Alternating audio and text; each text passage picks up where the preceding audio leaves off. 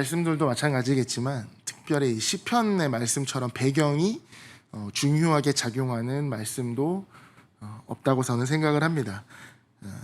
그럼에도 불구하고 이 시편의 정확한 이 배경이 다 나와 있지는 않은데요. 오늘 61편의 말씀도 사실 역사적인 배경에는 많은 말들이 있습니다.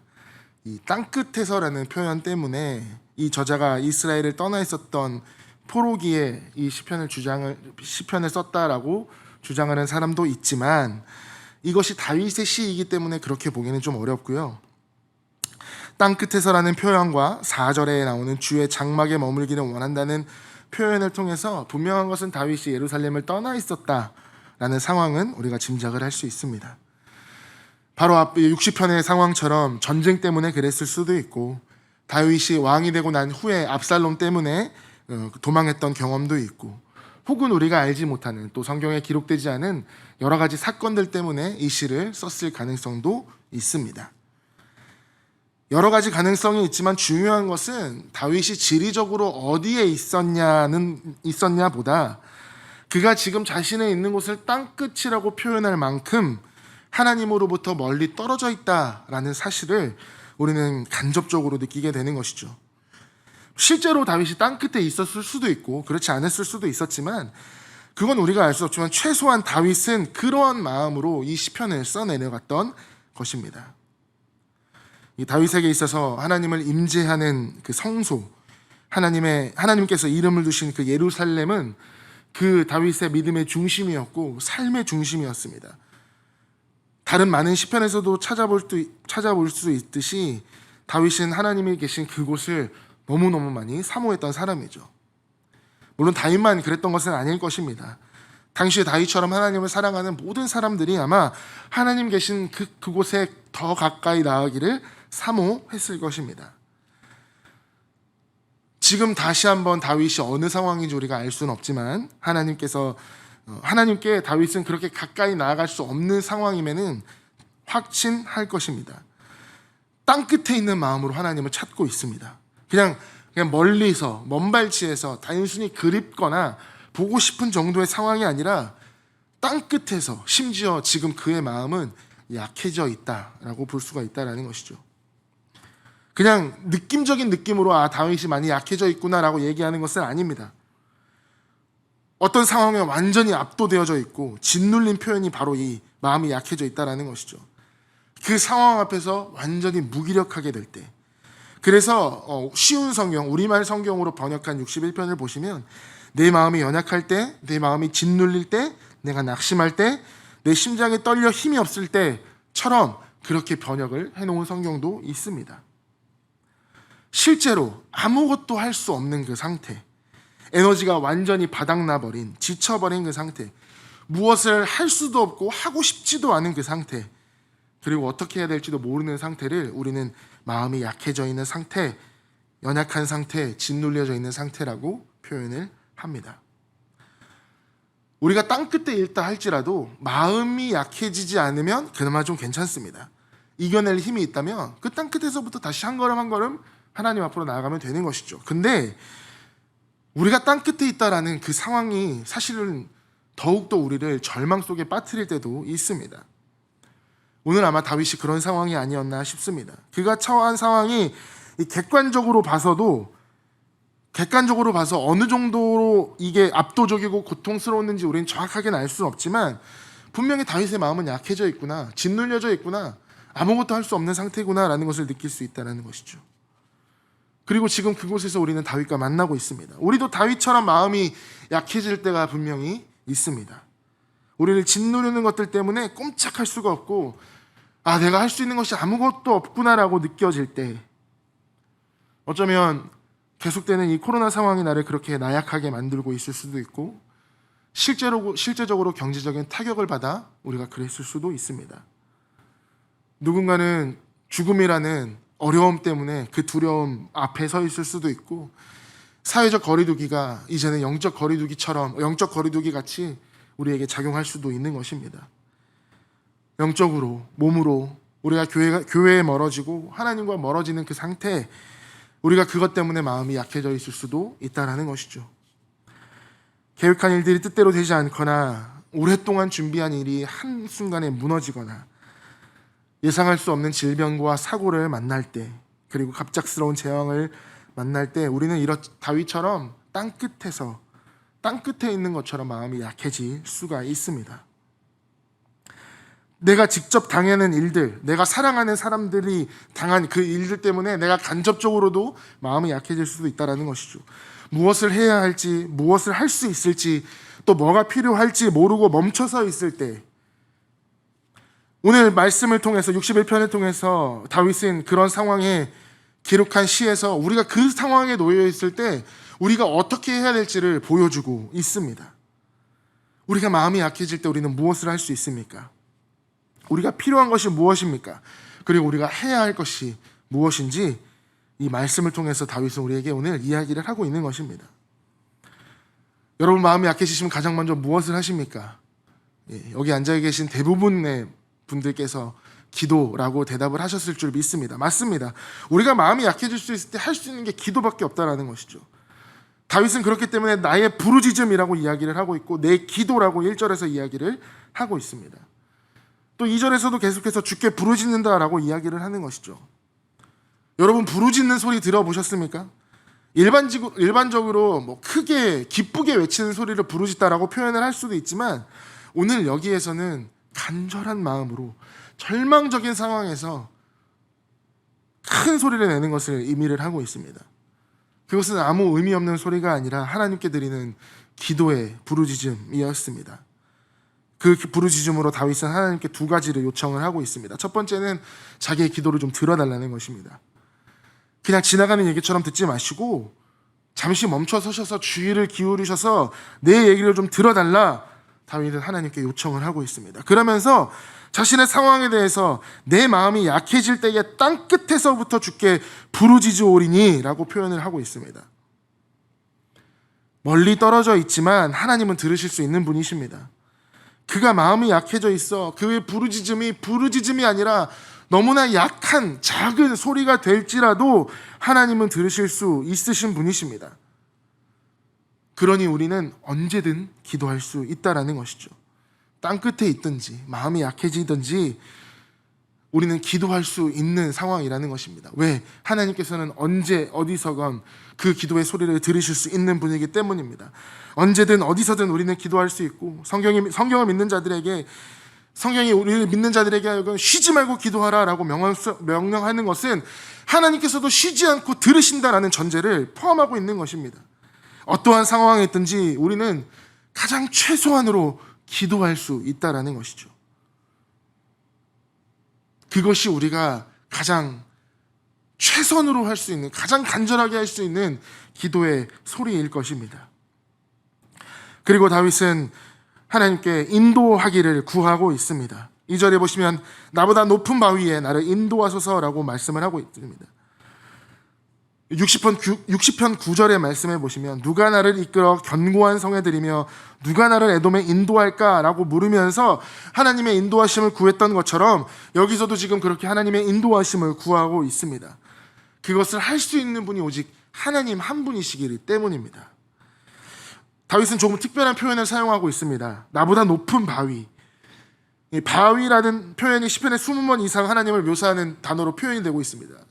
아무리 시편을 많이 읽어봐도 바위라는 표현이 없다라고 느끼실 분은 반석이라고 생각을 하시면 또 조금 편할 것 같습니다. 이어지는 62편을만 봐도 3번이나 하나님을 반석이시다라고 표현을 하고 있기 때문입니다. 광야에서 생사를 건 이 피난 생활을 했던 다윗에게 있어서 이 바위만큼 그것을 상징하는 바가 큰 것은 없는 것 같습니다. 그가 가장 높게 의지할 수 있는 피난처, 높은 바위라면 더욱더 안전하겠지요. 그런데 여기서 다윗은 단순히 높은 바위가 아니라 나보다 높은 바위다라고 표현을 하고 있습니다. 다윗이 누구입니까? 이스라엘 왕 아닙니까? 그 자신이 이미 나는 높은 바위다라고 표현을 해도 그 누가 뭐라고 할 사람이 없는 상황입니다. 그가 가진 것들로 그는 충분히 의지하고 그 상황을 헤쳐나갈 수도 있었을 것입니다. 어쩌면 다른 사람들은 다윗을 보며 나보다 높은 바위라고 표현을 했을 수도 있는 것입니다. 하지만 다윗은 지금 다시 한번 자신보다 더 높은 바위, 가장 강력하고 언제나 안전한 바위, 그분이 바로 하나님이심을 다시 한번 선포하고 있습니다.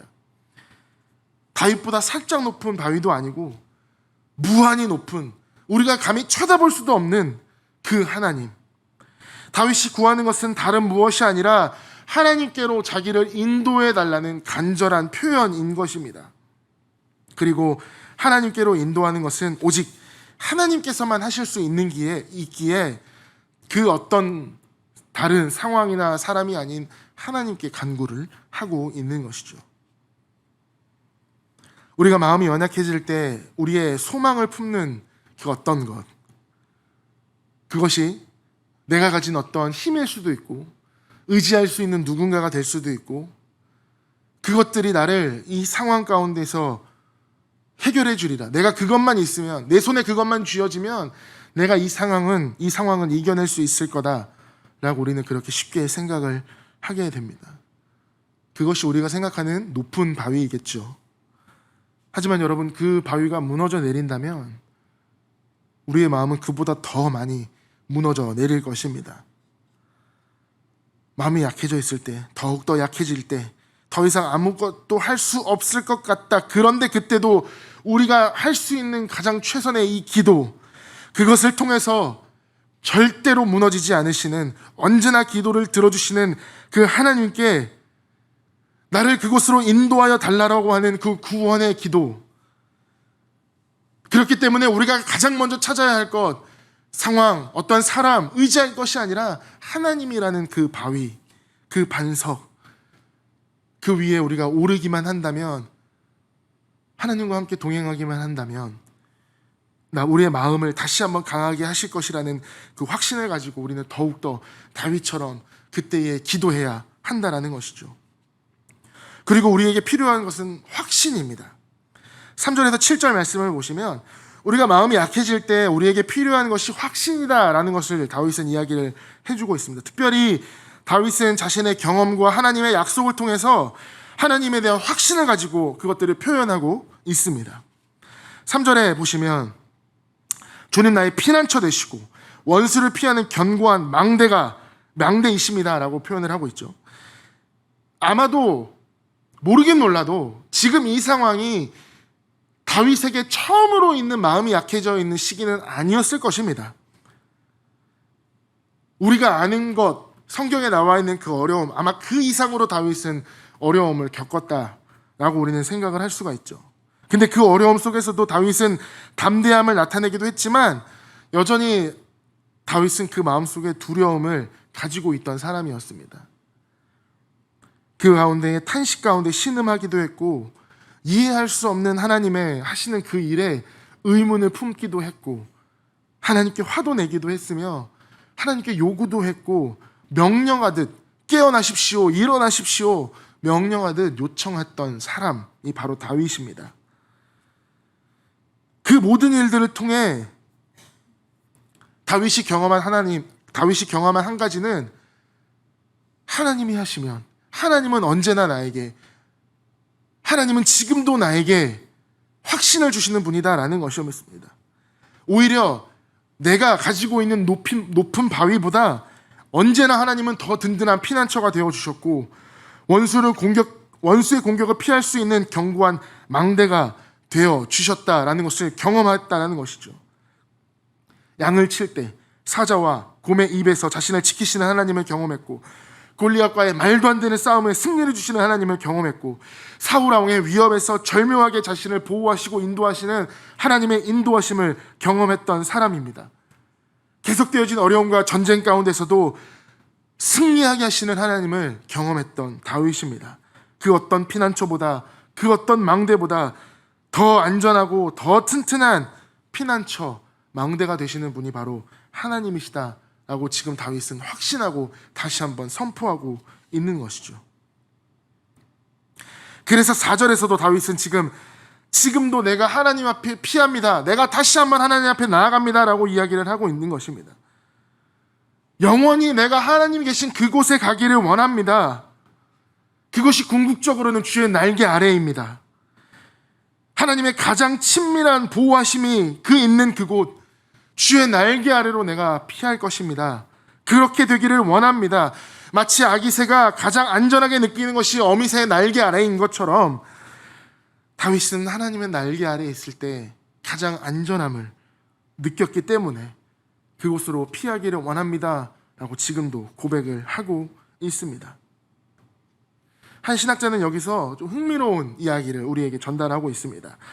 다윗이 하나님에게 대해서 사용한 이 비유적 표현들이 점점 다윗과 하나님과의 관계를 좁히는 방식으로 우리에게 이야기를 하고 있다라는 것이죠. 피난처는 바깥에 어딘가에 내가 위험을 피할 수 있는 장소라면, 망대는 내 영역 안에 있는, 나의 홈그라운드 안에 있는 하나님을 가깝게 느낄 수 있는 장소였습니다. 장막은 하나님의 임재를 느낄 수 있고 임재가 거하시는 곳이지만 그 날개 아래는 가장 하나님을 가깝고 친밀하게 느낄 수 있는 장소입니다. 피난처는 땅끝에 있는 다윗이 하나님을 느낄 수 있는 곳이라면 다윗은 거기서 만족하지 않겠다라는 것이죠. 하나님이 계신 예루살렘으로, 성막으로, 더 나아가 그 날개 아래로 하나님께 더 가까이 나아가며 친밀하게 거하기를 원했던 사람입니다. 가까이에서 별로 좋지 않은 사람들도 있지만 하나님은 절대로 그런 분이 아니라는 것을 우리가 다시 한번 다윗을 통해 느낄 수 있습니다. 그의 삶의 경험이 우리에게 이야기를 해주고 있고, 지금도 하는 다윗의 이 확신을 통하여서 내가 마음이 약해진 이때에 다윗이 피했던 것처럼 나도 그렇게 피난처 어딘가에, 망대에, 장막에, 궁극적으로는 하나님의 그 날개 아래에 거하며 그 어떠한 위험, 그 어떠한 걱정도 없이 주와 동행하고 싶다라는 그 마음을 우리에게 지금 주어지고 있습니다. 경험 가운데 확신하는 그 하나님께 하는 기도, 이거보다 더 우리에게 지금 중요한 기도가 어디 있겠습니까? 사랑하는 여러분, 여러분의 경험은 하나님을 어떻게 이야기를 하고 계십니까? 이 경험을 통해서 어떠한 확신을 가지고 계십니까? 하나님을 가까이 하면 나에게 피해가 있고 내가 다치는 그런 분이십니까? 마음이 약해진 나를 너 왜 믿으면서도 그렇게 맨날 약해져 있냐라고 꾸짖으시는 분이십니까? 우리 하나님 절대 그런 분 아니십니다. 하나님은 우리의 상처를 싸매는 분이시고 약해진 우리를 다시 한번 이렇게 세우셔서 강하게 세워주시는 분이심을 믿으시기 바랍니다. 하나님에 대한 확신이 점점 더 사그라질 때, 우리의 마음이 약해질 때죠. 그때에 우리에게 필요한 건 바로 이 다윗처럼 다윗의 기도인 것입니다. 계속해서 5절에서 7절의 말씀으로 다윗은 약속을 통하여서 하나님에 대한 확신을 가지고 있습니다. 5절에서 다윗은 약속이 어떻게 구체적으로 이루어져 있는지를 언급을 하고 있습니다. 5절 같이 한번 읽어볼까요? 주 하나님이여, 주께서 나의 서원을 들으시고 주의 이름을 경외하는 자가 얻을 기업을 내게 주셨나이다. 하나님이 다윗의 서원을 들으셨습니다. 그 서원이 구체적으로 무엇인지는 우리는 알 수는 없지만 다윗은 하나님께서 그 약속을 분명히 지키셨으므로 지금 이 고백을 하고 있는 것이죠. 그리고 기업을 주셨음을 선포하고 있습니다. 여기서 기업은 하나님께서 하나님의 이름을 경외하는 자들에게 약속하신 복을 의미하고 있습니다. 특별한 그 약속의 땅에서 누릴 수 있는 복이죠. 만약에 지금 다윗이 왕이 된 후에 정복 전쟁을 하고 있는 상황이라면 다윗은 지금 아브라함에게 하셨던 하나님의 약속이 이루어져 가고 있는 것을 친히 목격한 사람일 것입니다. 자신을 통하여서 하나님께서 하신 그 약속이 이루어지는 것을 경험하고 있는 그 순간이라는 것이죠. 하나님을 경외하는 아브라함에게 하신 그 약속, 그 언약, 지금에서 다윗을 통하여서 그것이 이루어져 가고 있습니다. 약속하신 하나님을 신뢰할 수밖에 없는 이유가 되는 것이죠. 계속해서 6절과 7절의 말씀은 좀 갑작스럽긴 합니다. 하지만 이러한 이 약속 언약의 맥락에서 읽어보면 다윗이 왜 여기서 왕을 이야기하는지를 우리는 이해를 할 수가 있다는 것이죠. 다윗은 아브라함에게 하신 하나님의 언약이 자신의 때에 이렇게 이루어져 가는 것을 보면서 자신에게 주신 하나님의 언약, 그것을 또한 생각을 했을 것입니다. 하나님은 다윗에게 내 집과 내 나라가 내 앞에서 영원히 보존되고 내 왕위가 영원히 견고하리라 분명히 약속하셨습니다. 언약의 말씀을 주셨고 다윗은 그렇게 기도를 드렸던 것입니다. 사무엘하 7장에 보시면 여호와 하나님이여 이제 주의 종과 주의 집에 대하여 말씀하신 것을 영원히 세우시며 말씀하신 대로 행하사 사람이 영원히 주의 이름을 크게 높여 이루기를 만군의 여호와는 이스라엘의 하나님이라 하게 하옵시며 주의 종 다윗의 집이 주 앞에 견고하게 하옵소서. 하나님께서 주신 이 언약의 말씀이 이루어지는 것을 통해서 하나님의 이름이 다시 한번 크게 높여지기를 다윗은 구했고, 여기서도 하나님께서 주신 그 약속을 근거하여서 자신을 포함한 모든 왕들을 보호하여 주실 것을 구하고 있습니다. 하나님의 언약이 이루어져서 주의 이름이 크게 높임을 받으려면 주의 이름을 경외하는 왕을 하나님의 그 약속대로 보존해 주셔야만 하는 것을 다시 한번 이야기를 하고 있는 것입니다. 어쩌면 이런 요청들이 언약을 받은 자들로서 당연히 언약을 받았기 때문에 하나님 앞에 요청할 수 있는 부분이겠지라고 생각이 들지도 있겠지만, 다윗은 이 모든 것들에 대해서 하나님의 인자와 진리가 필요함도 이야기를 하고 있습니다. 그 무엇입니까? 한번 말씀하신 것 깨지 않으시고 패하지 않으시고 변하지 않게 하시는 그 언약의 그 사랑, 그것을 하나님 앞에 다시 한번 호소하고 있는 것이죠. 마음이 약해져 있는 다윗에게 이러한 언약은 다시 한번 꼭 필요한 것이었습니다. 그가 다시 한번 하나님께 대해서 확신해가지고 기도할 수 있도록 해주신 그 약속이기 때문입니다. 그리고 다윗의 이 기도대로 하나님께서는 인자와 진리로 다윗 왕조를 보호하셔서 그 자손으로 누가 나오게 하셨죠? 예수 그리스도가 나오게 하셨습니다. 그리고 그 예수 그리스도를 통하여서 주의 이름을 경외하는 우리에게도 동일하게 그 모든 기업을 약속해 주셨음을 믿으시길 바랍니다. 그 기업의 복, 물론 궁극적으로 하늘에 속한 상급이지만 오늘 이 시간 우리가 땅에서도 누릴 수 있는 것들이 있습니다. 왜? 하늘에 소망을 두고 사는 사람들이 이 땅을 살게 하셨기 때문에 하나님께서는 우리에게 필요한 지혜를 주시겠다고 약속을 하셨고, 시험 당할 때에 피할 길을 주신다고 약속을 하셨고, 내가 절대로 너를 버리지 않겠다라고 약속을 하셨고, 하나님께서 시작하신 이 선한 일을 하나님께서 이루어 계시겠다고 분명히 약속을 하셨습니다. 우리를 구원하시겠다 약속하셨고, 하늘의 상급을 쌓아주시겠다 약속하셨고, 우리에게 가장 좋은 것만 주시겠다 약속하셨고, 우리가 감당하지 못할 시험을 주지 않으시겠다 약속하신 분이 바로 우리 하나님이십니다. 우리가 마음이 약해질 때 우리에게는 다시 한번 그 약속, 언약, 그것이 필요한 것입니다. 마음이 약해지다 보면요, 가장 먼저 드는 것은 외로움일 것입니다.